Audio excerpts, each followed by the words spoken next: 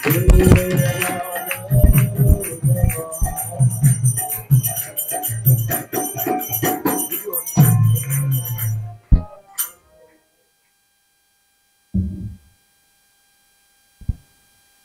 বল। হরে কৃষ্ণ।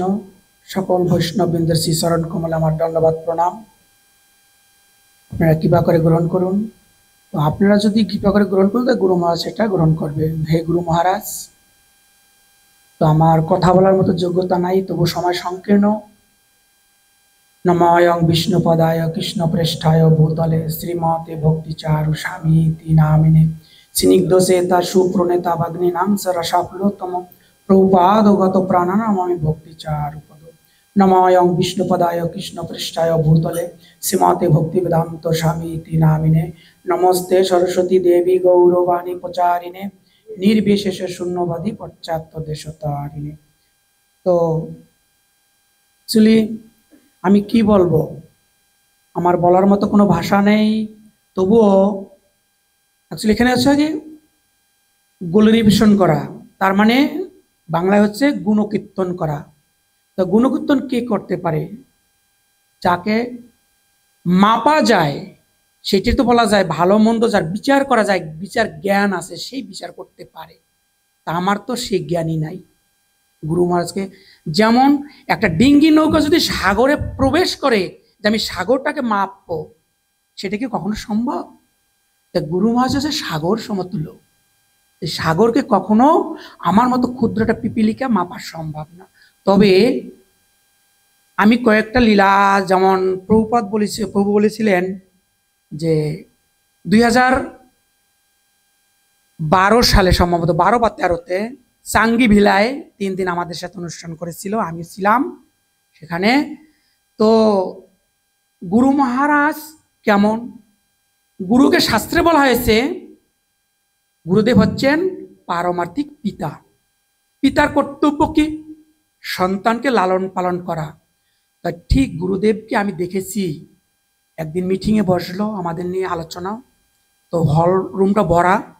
তখন বলছে যে তোমরা কে কি করো?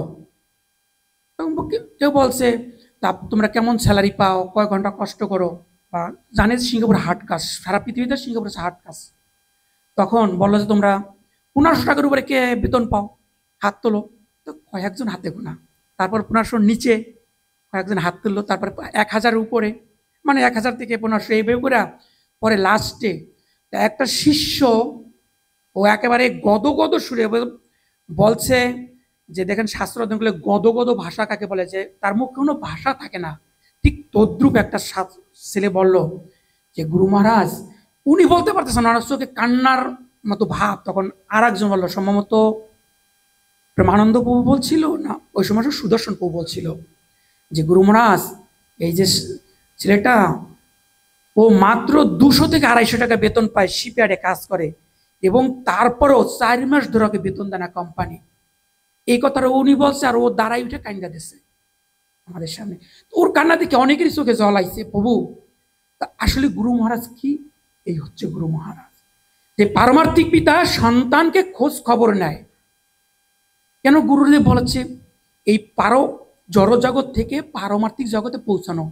তো সে এই হচ্ছে গুরু মহারাজ। যে তখন সে বলল যে তুমি চিন্তা করো না, ঠিক হয়ে যাবে। তা কিছুদিন পরে সে সিঙ্গাপুর থেকে চলে যায়। তারপরে অনেকদিন পরে আমি একটা ভক্ত জিজ্ঞাসা করলাম, বলে সে ইউরোপে চলে গেছে, ইউরোপে ড্রাইভিং করে। আমি আর তাকে কখনো দেখি নাই। সে দীক্ষা পরে পাইছে কিনা তাও জানি না, সম্ভব দীক্ষার ক্যান্ডিডেট ছিল বা আশ্রিত। তো আমি এইটুকু বলবো, হে গুরু মহারাজ, আজকে আপনার বপুর সেবায় পাচ্ছি না, জড় চোখে দেখতে পাচ্ছেন, আপনি তো সবসময় নিত্য নীলায় সবসময় আমাদের মাঝে থাকেন। হে গুরু মহারাজ, আমার এই প্রার্থনা আপনার চরণে, আমরা যেন সকলে সমাবেত হয়ে এই ইসকনের যে রুলস রেগুলেশন এগুলো ফলো করে, আর আপনার যেন সেই অপরাকৃত ভালোবাসা আমরা মিলেমিশে যেন এই ইসকনের শিলা প্রভুপাদের সেবা করতে পারি।